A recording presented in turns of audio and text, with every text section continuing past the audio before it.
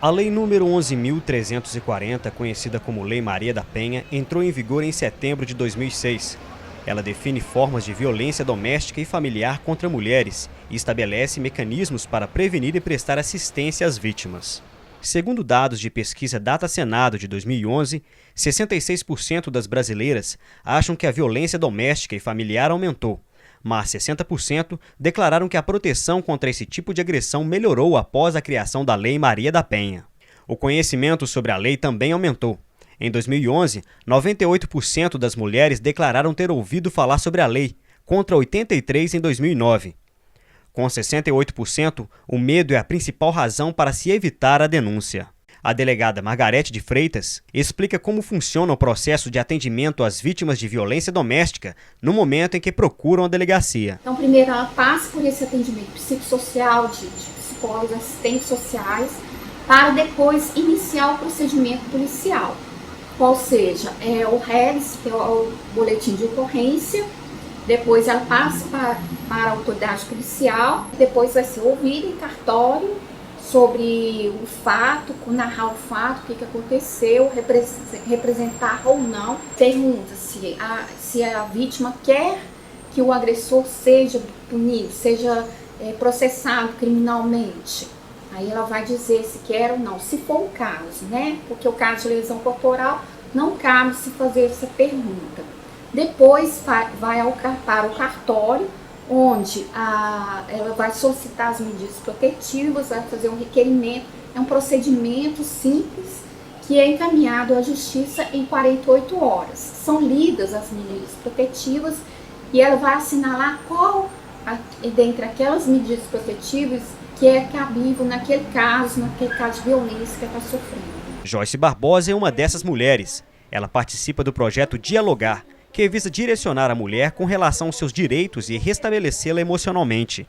Eu perdi o meu filho, assim. Quem é a Joyce hoje, depois disso tudo?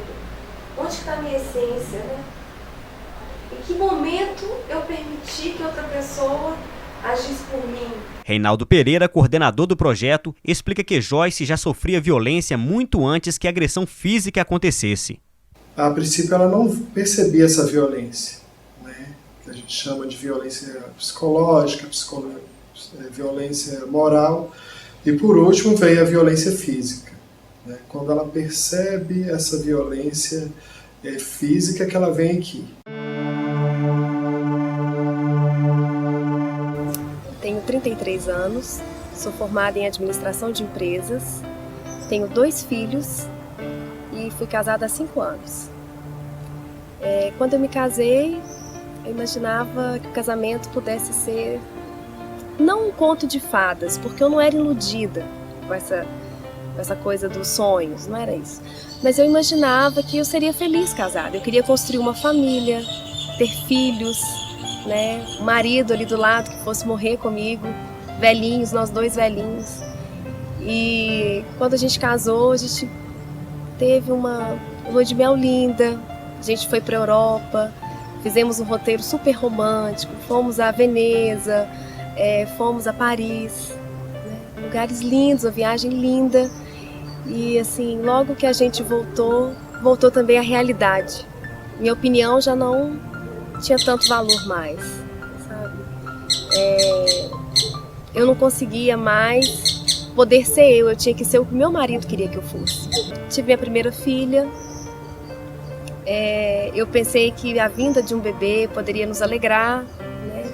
Era um sonho nosso de ter um filho, e veio uma menina linda, e os problemas não passaram. Assim, o relacionamento esfriou muito, a falta de carinho da parte dele era enorme. Ele me cobrava carinho, me cobrava atenção, mas ele não me dava mais. E ele, com essa mania de controle, de querer controlar a minha filha, a minha casa, ele tirou de mim a minha possibilidade de poder ser eu, de fato. Eu comecei a virar marionete nas mãos dele. Eu só ria para fulano se ele gostasse da pessoa. Eu só visitava quem ele quisesse que eu fosse visitar, né?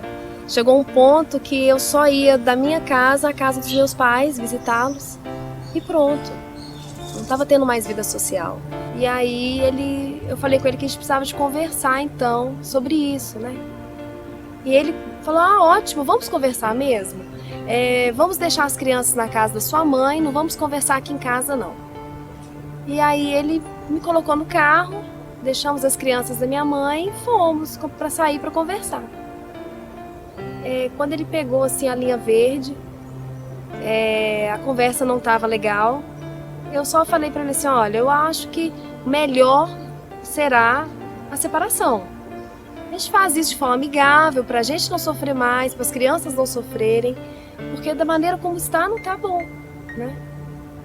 E aí ele começou a ficar esquisito, começou a gritar no carro, começou a me ofender e falou assim, olha Joyce, quer saber? Olha, nem eu nem você, se você separar de mim, eu mato nós dois agora. Eu vou enfiar esse carro debaixo do primeiro caminhão, vou então jogar na primeira ribanceira. E começou a acelerar o carro, ficou em alta velocidade. Eu comecei a entrar em pânico, pedi pelo amor de Deus para que ele não fizesse isso. Soltei o cinto, quando eu soltei o cinto, que ele viu que eu ia pular do carro, ele foi diminuindo a velocidade e falou assim, não, para, você é uma boba, eu não ia fazer isso com a gente. Sabe, esse louco, né? Eu não ia fazer isso com a gente. Só porque eu queria que você entendesse que eu te amo. Mas que amor é esse? Que tem que ameaçar para me ter do lado? Aí eu não quis nem discutir, porque eu vi que eu estava muito alterado. Eu só falei assim, tá bom. Aí tudo que ele falava, eu tudo bem, balançava a cabeça para ir embora e chegar vivo em casa. Sabe? Peguei as crianças, fiquei pensando no tudo que tinha acontecido. Não sei de onde que eu tirei coragem, mas eu voltei para casa com ele. E depois de mais um mês, houve a agressão mais grave. E aí ele foi atrás de mim de novo para conversar. Eu pedi para ele esperar, que eu estava com o neném. Cheguei lá na sala e falei com ele, olha, eu acho melhor a gente não conversar. Você não tá bem, não tá legal. E eu já comecei a ficar com medo dele, sabe? E aí ele falou assim, não, você tem que me ouvir. Me segurou pelo braço com força, começou a me agredir. Comecei a ficar com o braço todo vermelho, todo cheio de hematomas. Eu falei com ele assim, olha, não põe a mão em mim que eu vou chamar a polícia. Aí quando eu falei isso, ele já pegou o telefone fixo da casa, tirou a bateria, pegou os aparelhos celular que ele viu em cima da mesa e tentou esconder e tentando me forçar para eu escutar. Eu tentei sair do braço dele assim e ele me segurando com força. Eu falei, eu não quero conversar. E ele falava nada com nada, só queria me agredir mesmo, sabe? Aí eu consegui ganhar uma distância dele e falei, olha, não chega perto de mim. Falei com ele assim. E eu fui indo pra cozinha, assim, pra ficar longe dele. E aí eu vi meu celular em cima da bancada da cozinha e fui chamar a polícia. E na hora que ele viu que eu peguei o telefone, ele correu atrás de mim. Foi quando ele me enforcou no banheiro pra me tomar o telefone, sabe? Aí ele me deixou lá arrasada, eu vi que ele queria me matar. Eu falei, olha, você tá louco, eu falei com ele. E aí ele afastou, assim, saiu de perto. Minha filha chegou chorando. E eu saí de perto, eu saí do banheiro, arrasada, não sabia nem o que eu ia fazer. Eu sabia que eu precisava de chamar a polícia, mas eu não sabia nem como, porque ele estava com o meu aparelho. Aí ele agindo como se nada tivesse acontecido, como se ele não tivesse me agredido. Eu toda vermelha, toda cheia de hematomas. Ele foi tomar banho. Aí eu procurei o telefone, encontrei meu celular, chamei a polícia e liguei para minha família me buscar. A minha família chegou primeiro, porque eles chegaram muito rápido. A polícia chegou logo em seguida. E aí foi registrada a ocorrência com flagrante. E desde esse dia eu não o vi mais. Estou participando do projeto Dialogar, uma delegacia de mulheres. E está sendo super importante para mim. Tem me fortalecido.